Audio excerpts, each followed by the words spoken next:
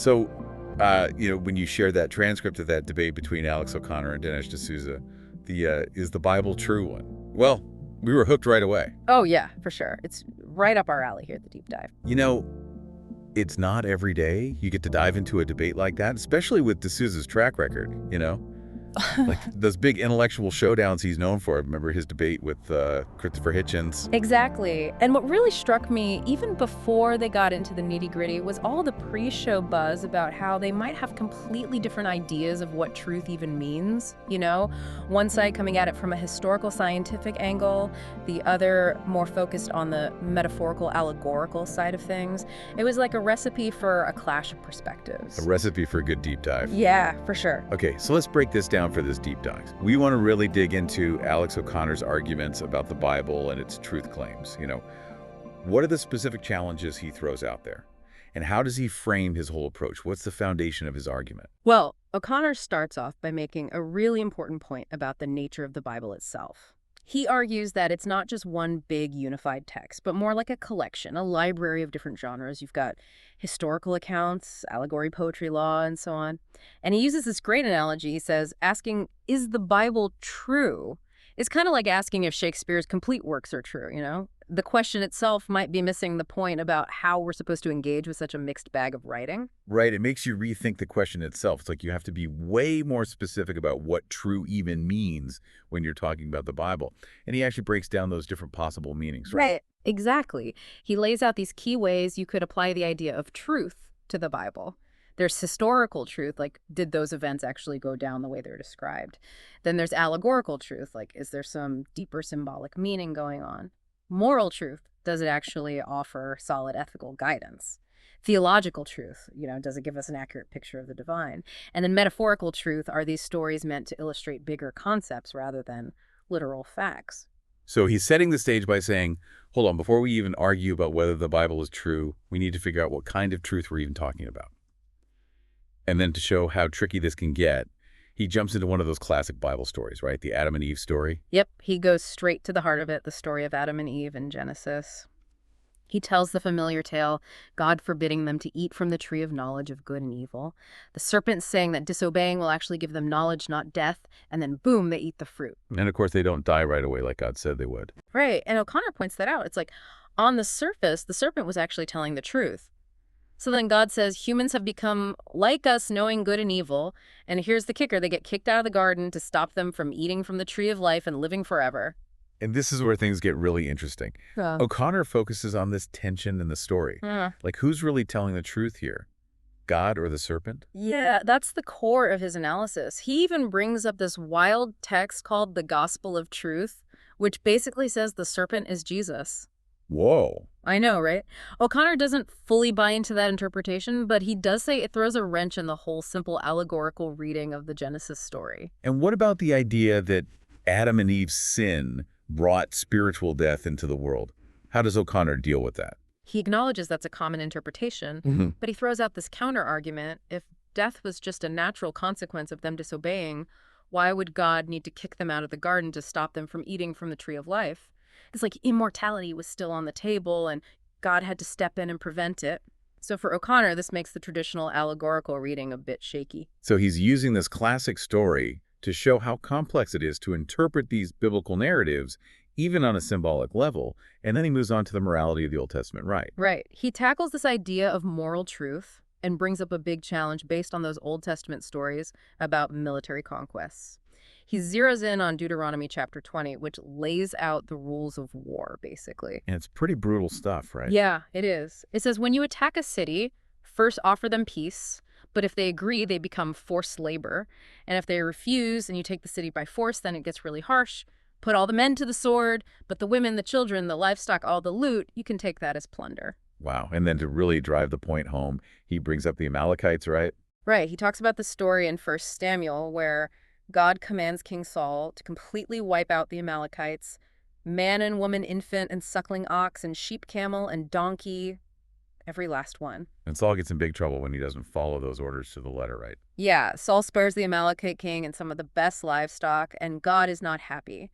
He says he regrets making Saul king because he didn't do exactly as he was told. So O'Connor uses these examples to ask a very direct very tough question about morality. He does. He asks, are these Old Testament stories describing actions that are actually morally right?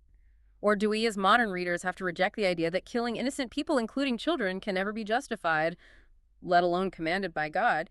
He even touches on the whole issue of slavery in the Old Testament as another potential ethical problem. It's a powerful argument. It really makes you wrestle with those texts and your own sense of right and wrong. For sure. These are the kinds of passages that make you stop and think hard about your own beliefs. Hmm.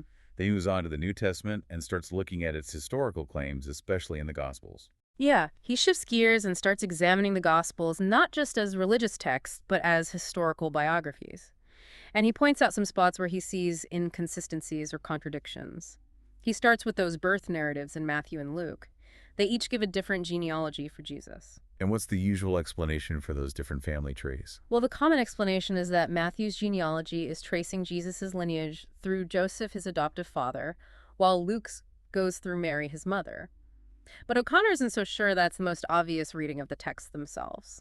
So then he brings up the story of the flight to Egypt, another famous part of the Christmas story. What was the problem there? He points out that Matthew is the only gospel that tells that story about the Holy Family fleeing to Egypt to escape Herod. Luke says they stayed in Bethlehem, then went to Jerusalem for a purification ritual, and then back to Nazareth. So it's like two different versions of what happened right after Jesus was born. And that leads into this really interesting point about a prophecy that seems to be missing, the one about Jesus being called a Nazarene. Right. Matthew says the family settled in Nazareth so that what was spoken by the prophets might be fulfilled. He will be called a Nazarene. But O'Connor points out you can't find that quote anywhere in the Old Testament. Nowhere. Nope. So he gives two options. Either Matthew got it wrong, or the prophecy was in some lost text, which would make you wonder about the completeness of the Old Testament we have today. So he's raising some serious questions about the accuracy and even the reliability of these texts. And he doesn't stop there with the gospel discrepancies, does he? No, he keeps going. He points out several places where the Gospels seem to flat out contradict each other. For example, there's the timing of Jesus' Last Supper compared to Passover. The first three Gospels, Matthew, Mark, and Luke, say the Last Supper was a Passover meal, but John says the crucifixion happened before Passover. So that's a pretty big difference. A pretty central event to get wrong. Yeah, and then there's the instructions Jesus gives to his disciples when he sends them out. In Mark, he says, take nothing but a staff. No food, no bag, no money. But in Matthew and Luke, it's even stricter. Take absolutely nothing. No staff, no bag, nothing. It seems like a small detail, but it's a clear contradiction. And what about when Jesus flips the tables in the temple? That's another timing issue, right? Exactly. John puts that scene right at the beginning of Jesus's public ministry, but the other Gospels have it happening much later during the last week of his life. So again, a pretty important event with conflicting timelines. He even brings up the differences in how the Gospels describe what happened after the crucifixion, with Mary Magdalene finding the empty tomb. Yeah, in John, Mary tells the disciples that Jesus' body is gone and they don't know where it is. But in Matthew, she and another woman meet an angel at the tomb who tells them straight up that Jesus has risen and tells them where to find him. Matthew even says they see Jesus himself on the way to tell the disciples. So two very different versions of the resurrection story. And then O'Connor brings up those later additions to the New Testament text, something that even scholars acknowledge. He does. He mentions famous examples like the story of the woman caught in adultery in John and the longer ending of Mark. Most scholars agree those parts were added later. So O'Connor's point is, if we know for sure that some parts of the Gospels were added later, it makes you wonder if the stories that were passed down orally before they were written down could have been changed or exaggerated too. It raises questions about how reliable the whole thing is as a historical record. So O'Connor basically ends his opening argument by throwing the question back at D'Souza. Like, okay, which kind of truth are we even debating here? Historical, moral, allegorical, because I've got something to say about all of them. It's a really thorough and challenging case against the idea that the Bible is simply true. Totally. He makes you think about the Bible on a much deeper level than just accepting or rejecting it as a whole. He forces you to deal with all the different kinds of writing within it, all the potential contradictions, and what those contradictions mean for how we understand its truthfulness. Whether you're looking for historical accuracy, moral guidance, or symbolic meaning, it's a conversation starter for sure. And that's why these kinds of arguments are so valuable for you, the listener. O'Connor's approach really highlights those tensions that come up when we try to reconcile a literal reading with a metaphorical understanding and then throw in historical accuracy on top of that, all within this one collection of ancient texts. It makes you ask some pretty fundamental questions. For sure. Like, how do the different types of writing in the Bible affect how we should interpret its different claims? Hmm. And when we're judging historical texts, what are the reasonable standards for consistency and evidence? How do we deal with passages that might seem morally wrong to us today?